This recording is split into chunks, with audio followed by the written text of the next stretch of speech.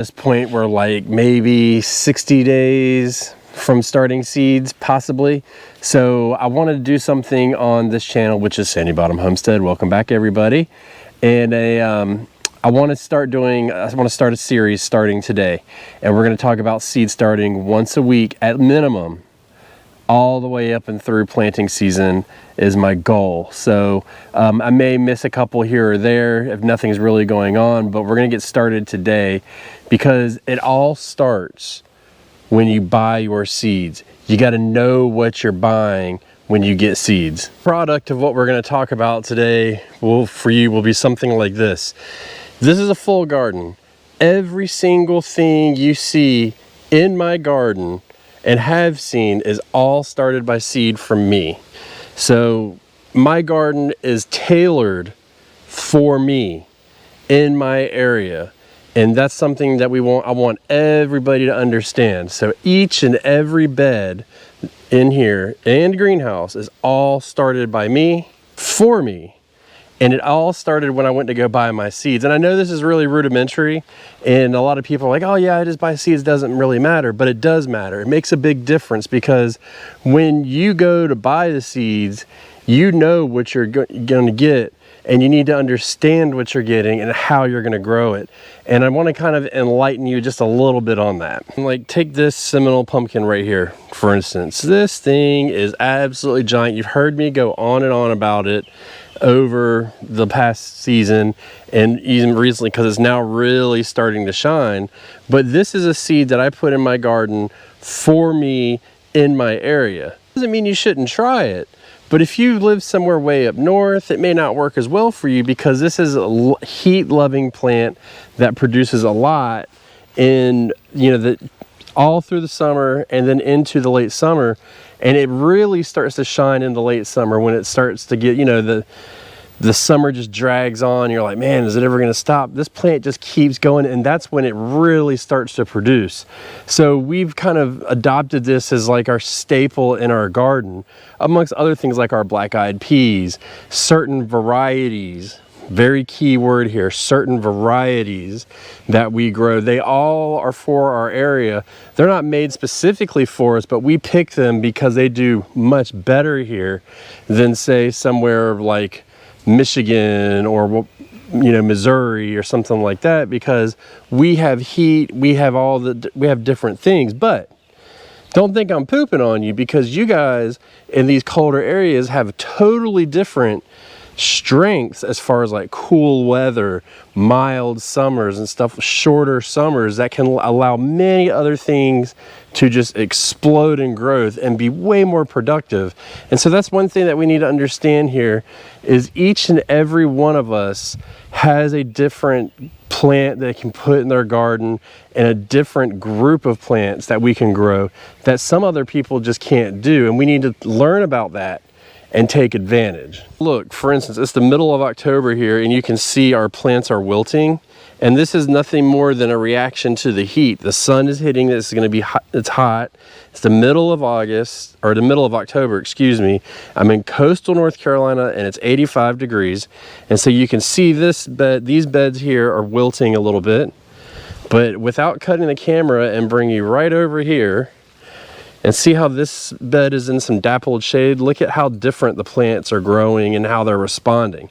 Now, when that sun comes around and it hits it, these will wilt too. These are the things that we want to look out for. So we know that we have long falls, or long summers and mild falls. We know that we have early springs and hot springs with an early summer that usually lasts a while. So we tailor that to it. We've said this on the Backyard Gardens podcast, and I've said it on here, but there's some things that I think everybody should try to grow the majority of the plants just to see what they do. But I think that we should focus in other areas specific for us. So for instance, if I'm living way up north, focus more on like a spring type garden. I know that if you live, like when I grew in New England, we could grow cabbage straight through the summer pretty much. There was really no issues. By the time it got hot, it started cooling off, and the plants really thrived in that. So we use that to our advantage. Now, We can also use varieties to our advantage and different varieties of plants to our advantage. Now, one thing I will say is I don't really focus a whole lot on heat tolerant varieties because I'll be on, they don't really seem to do any different. This broccoli, for instance, this is a fast growing broccoli, and I know it looks sick right now. And just so you know, this wilting right now, see how the leaves are folded over like this? This is a response to heat, and it's trying to conserve water by folding the leaves down, and it has less surface area for it to evaporate. So we'll come out here in the evening and they'll perk up. We should be getting into some cooler days, which is great because we kind of timed everything out for this, and then it shouldn't be this way. But for right now, I know it's kind of tough to look at, and you know, you do have the smaller leaves, and even though it's not wilting, you can still feel the difference in them. They're very soft. But we don't really focus on like heat tolerant varieties. Instead, what I focus on are quicker growing varieties, the varieties that will come to fruition a lot faster. So this is really important for us because we have heat issues, right? Like in the spring, for instance, we have a whole slew of things. I mean, you know, I've had lettuce bolt in April. I've had lettuce go all the way until June, so it could be either way. So what we try to do amongst timing our planting, which is something we'll definitely get into as well, but we try to get varieties that are faster growing, more maturing plants. A lot of times, you know, you can do heirloom or hybrid. I find that the stability, the resistance of the hybrids tend to be easier. Heirlooms can be very temperamental, but that still doesn't mean don't try them. But if you're having problems and you really want to figure out a certain plant, then I absolutely suggest getting a hybrid. Have yourself a little bit of a crutch to get through. And I mean, you kind of got to make a decision and say like, well, what am I growing? You know, what are my goals? Are my goals to save seeds? Then I got to do heirloom. Is my goal to have maximum production and not worry about saving seeds? Then your goal should be, you know, you could do a combination of heirloom and hybrid or whatever hybrid, and you know, just kind of start from there.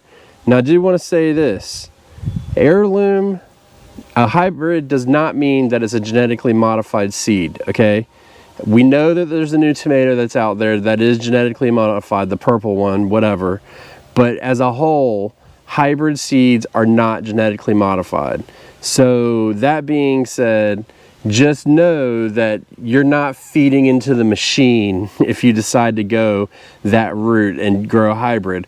All you're doing is picking plants that have specific traits for them and that should exhibit in your garden. So, I mean, you can even get down and dirty to plant height, you know, plant tendencies like bush varieties, vining varieties, stuff like that. I mean, think about your bush bean. These are my green beans and they're toast. I just kind of let them go. Wasn't really worried about it, but those are my green beans. And they grow, probably the vines grow about 12 feet tall. And so if not, we can have bush beans all in here that just grow a small little bush and you pick from. Over the summer, I grew the Ace Bush 55, really good tomato, nice and fat, determinate, loved that. And it was a bush variety. But when it said bush, boy, oh boy, was it a bush. I mean, it got wide. So, you know, thinking about how much space you have in your garden too. You know, we have 11 beds total. So within those 11 beds, we have space to work with. So we don't have to get compact plants, but you're welcome to do so. And you may want to. You may want to get bigger plants. You may want to focus on certain plants. You need to worry about height. You know, you can get dwarf varieties of some things, you know. One year, let's see, I only had 4 beds this year, the year I'm referring to. I put a orange banana tomato here. And it grew probably 10 feet tall. But the problem is it shaded this bed out. So we really struggled to get to get good production out of it. Now, on the flip side of it, it was useful because we had sun protection on the back end. So when it got really hot, things didn't really suffer as bad. Now, the tomatoes, they took the brunt of the heat and they kind of struggled. So you got to kind of do a happy dance in there and find a nice cool spot. But this all comes before you actually buy your seeds and you plant your garden, because we want to know exactly what we need to put in our garden. Now, I was talking about the speed in which the plants grow, and there's a couple things involved there. So one is obviously the genetics of it, and then two is the feeding of it, right? And so I keep showing this one plant. This is my Brussels sprout. This is the same one I've been showing for all the viewers that have been watching for a while, and the leaves were kind of tore up. They all look like this, but look at how much new leaves have grown since. Now that is simply, look at that bead of water on there. See, it was folded over and there's a bead of water saved in the leaf so it could use it. But we fed this plant and we were able to get new growth out of it. But you can see you have this plant and then you have this plant. So you see the size difference in them. But we fed them and we were able to get it to grow, and that's going to be a big part of it too. So it's not all the seed, but it's a big part of it. Put it to you this way, it's like if getting a seed that grows faster is almost like having a 15-second start in a foot race. You know, it's just that little push that'll get you going a little bit sooner. I got to get out of the sun. It's a little hot. I thought it was going to be cool, and I wore sleeves today. Terrible idea. But it's just like a little bit of a push, and it's same with disease resistance. You know, you're still going to have pest resistance. You're still going to have pests and diseases in your garden. But if you have it in your hybrid, then you have a little bit of an edge. And sometimes that's all we need to really be successful. So I guess what I'm trying to say here, which is going to be pretty unpopular, but I don't really care, is sometimes in our gardens, it's good to stop being idealistic and being realistic. Meaning, yeah, you may think that, you know, heirlooms are the way to go and it's the number one, but when you're not getting the production and you're like constantly fighting it, it's okay to mix a little bit in there. It's okay to buy a hybrid, get a hold of it, and then start testing out and doing other things. Again, gardening is a marathon. It is not a sprint. If you're thinking it's a sprint, you're in the wrong place, champ. I hate to say it, but it's just one of those things. And so when we plan out our gardens and we do all of that, we go to buy our seeds. If we make an educated purchase right away, you're already starting off on the right foot. You're setting yourself up for a much more successful and easy gardening season. And that's really the goal here, right? We don't want to struggle in our garden. The last thing I want to do is come out to my garden and just be like, I hate it. I don't want to be here. This is too difficult. This plant's giving me a hard time. But as we start to get more and more into it and we start to learn more and more about it, you're going to figure out the plants and you're going to figure out what they can do and what you need to do to keep them going. For the past 4 years, I have not grown a plant in my garden that I have not started by seed myself. And that's something that I took upon myself to do. It wasn't like, hey, I want to be the best gardener I can, I want to show off. It was nothing like that. It was everything that you see out here.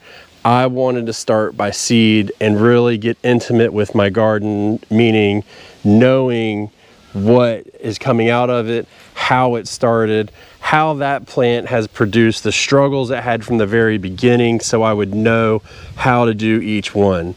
I mean, this bed right here, freshly seeded, you can see it's growing great. We come over here, everything is just doing really good. We couldn't be happier about it. Well, let me not front, I can always be happier, but things could be a little bit different. But for the most part, everything is going in the right direction. And the whole seed starting thing for me came about real easy. Look, I started a garden in case there was no food left in the world. And that's not why I garden now. I'm not worried that tomorrow there's not going to be any food. But you and everybody else listening to this and watching this has had a period in their life, 4 years ago to be exact, in which food was hard to come by. We didn't have to worry about that. We had food. Now, we went through seed gate and all that stuff where seeds were getting really expensive. They were getting hard to find. And so that's when we started saving seeds.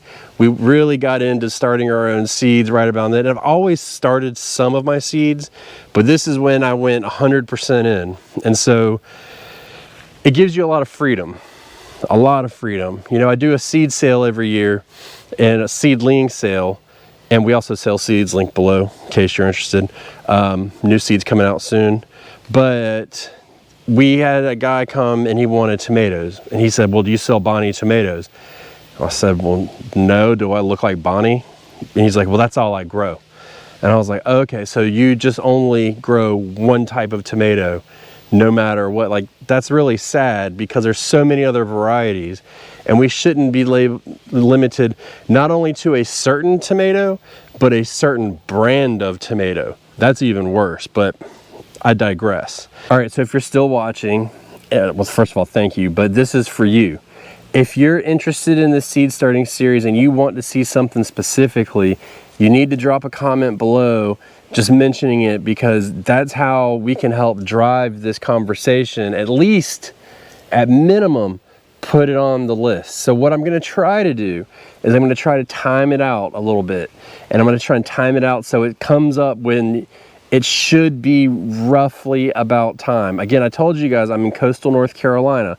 If you're north of me, you go a little bit later. If you're south of me, you probably should have gone a little bit earlier, but more than likely there's still time for you in the south. But once we get through that, if you leave a comment saying something that you want to see more on, you want to hear more on, something like that, we can include it into the series, because there's so much to seed starting. I can get as nitty gritty as you want, and I can get as far down into it as possible, or I can be as broad and just simply gloss over it.